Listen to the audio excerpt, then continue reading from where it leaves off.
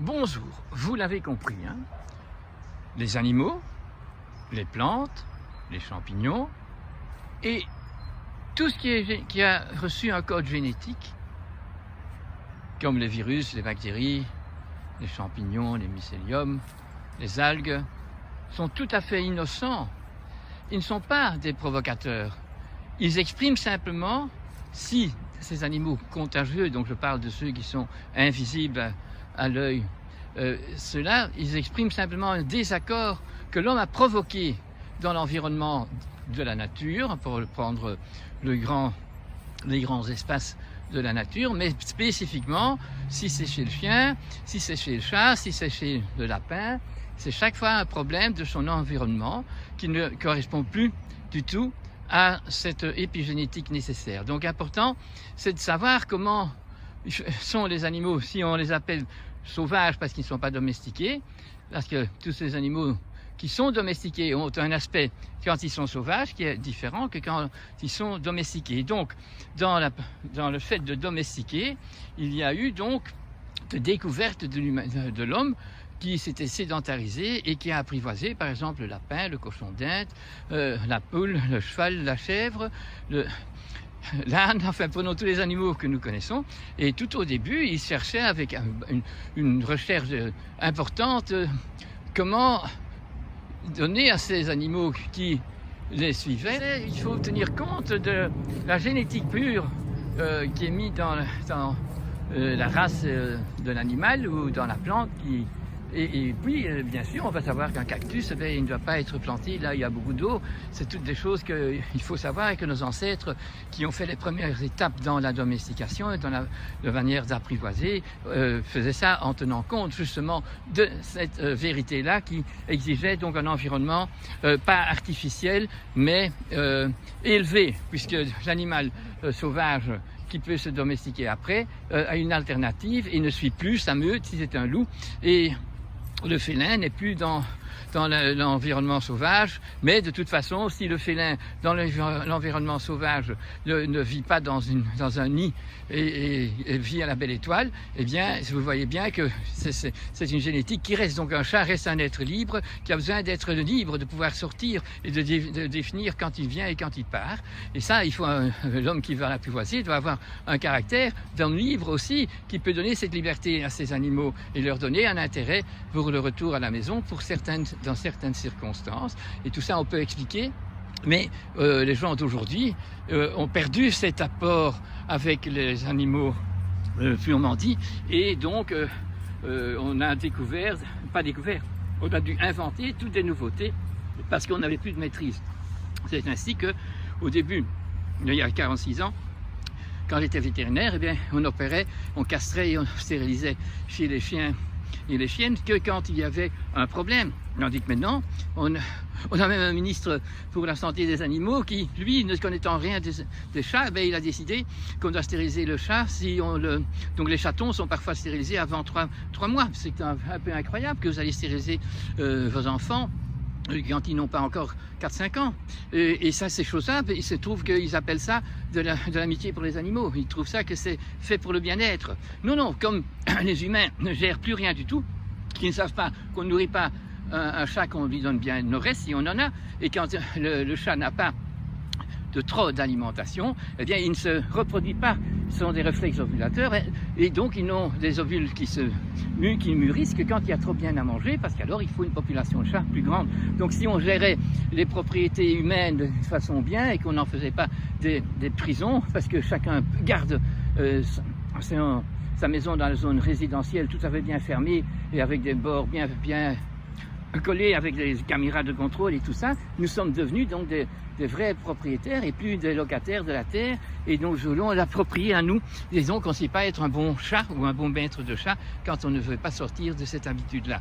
Avec le chien, il faut une autorité, il faut donner des missions, et l'homme a démissionné de ses missions, et donc comme il est malheureux tout seul, il prend un chien qui dort dans son lit, et donc le chien doit prendre des rôles qui ne sont pas du tout ses propres rôles. Et comme on ne sait pas gérer, alors le mâle, il attaque d'autres mâles, mais bon, si dans la meute ça ne se passe pas, mais En apprivoisé, c'était pas le cas non plus. Nos ancêtres savaient comment gérer le chien quand on était berger, le chien quand on était chasseur, le chien de garde quand il fallait garder. C'était des animaux qui avaient reçu un élevage. Maintenant, non. Les producteurs de chiens, ils sont aussi comme les exploitants.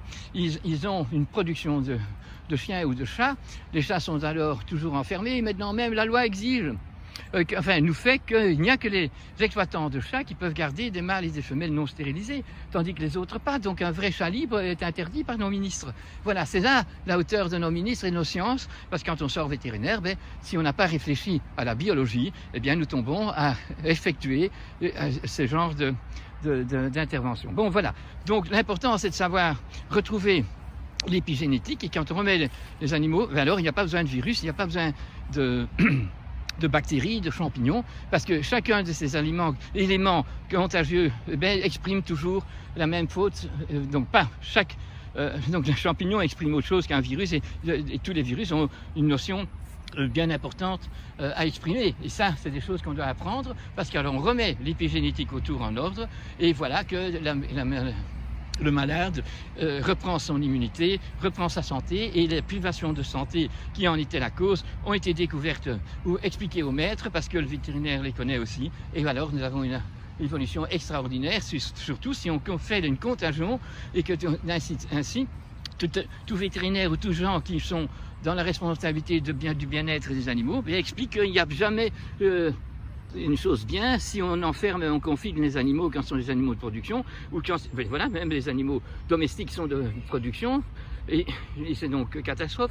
Ils sont donc confinés, et donc quand on confine des animaux dans une monoculture, eh bien, avec les plantes, c'est la même chose. Nous provoquons des déficits de santé, des privations de santé, des empêchements à la guérison que nous devons redécouvrir, parce que nos ancêtres savaient ça. On savait à cause de quoi la maladie se déclarait. Donc moi, je vous donne un bel exemple encore. Quand j'étais à l'étude de vétérinaire, il y avait la coccidiose des lapins qui se déclarait vers les 7-8 semaines, si je me rappelle bien. Et c'est une coccidiose qui se déclare dans le foie. Eh bien, le professeur était intelligent. Il disait, à chaque maladie, il y a une cause. Donc ici, la cause, c'est qu'on ne peut pas garder les petits lapins qui sont comme les chats. Les lapins, ce sont des réflexes ovulateurs. Donc le mâle s'occupe de violer la femelle, et après, il s'en fout des petits. Tandis que dans le terrier, il reste dans le terrier, la maman peut partir faire sa chasse à avoir à manger pour nourrir ses petits. Quand les petits peuvent être sevrés, c'est le moment où ils sortent, et alors ils n'ont pas de coccidiose. Mais maintenant, qu'est-ce qu'on a fait? Eh bien, pour garder les lapros longtemps dans le même clavier, eh bien, on leur donne des coccidiostatiques. Donc quand vous mangez du lapin d'élevage, même quand on le dit bio, eh bien, il a reçu des saloperies, parce que on ne sait plus comment faire, et ce n'est plus appris, on n'apprend plus ça, parce qu'on apprend des procédures maintenant. Ça, c'est Frida. Voilà, vous voyez, on peut apprendre encore beaucoup de choses. Et c'est en allant vers ça que nous aurons beaucoup d'espoir, parce qu'on sait que tout peut être guéri. Alors n'attaquons pas les innocents, faisons pas l'extinction des innocents, sachons pourquoi et comment ils sont là, et alors nous aurons de nouveau une belle vie. Donc soyons dans cet optimisme-là, mais ne faisons pas de faux espoirs qu'on va pouvoir faire une extinction de tous ces animaux qu'on appelle, toutes ces plantes, tous ces bactéries et virus qu'on appelle des agents contagieux, et si on les extermine, il y a toujours une réponse de la nature qui fait que le virus, la bactérie, le champignon est de plus en plus résistant, et celui qui prend des médicaments pétrochimiques, il devient de moins en moins résistant, et son immunité diminue, et donc voilà, parfois il ne sait plus faire de maladie contagieuse, mais alors il est parti pour une maladie chronique débilitante qui l'amène jusqu'à la mort, même avec des médicaments. Nous avons donc les grands animaux, comme c'est du chien, les chats, et oui, nous avons tout ça, et c'est nos animaux préférés que j'ai protégés, domestiqués dans nos maisons même, que nous voulons bien soigner, mais pensez-vous que, suivant les liaisons avec les sciences actuelles, avec le fait que quand on a un diplôme, on suit des procédures, on nourrit d'une façon absolument aberrante, et on ne s'en excuse pas. Quand on a tout ça, devant nous, nous sommes contraints à devoir suivre des procédures pour guérir, soi-disant, nos animaux. Donc, comme c'est des maladies contagieuses, des agents infectieux qui nous font le plus mal, eh bien, nous allons même préventivement mettre des produits contre les puces, les tiques et contre tous les parasites internes et externes. Et nous ne nous rendons pas compte, c'est ça qui est grave. Nous achetons de la salade bio et qui est mise dans notre cuisine prête à préparer pour ce soir.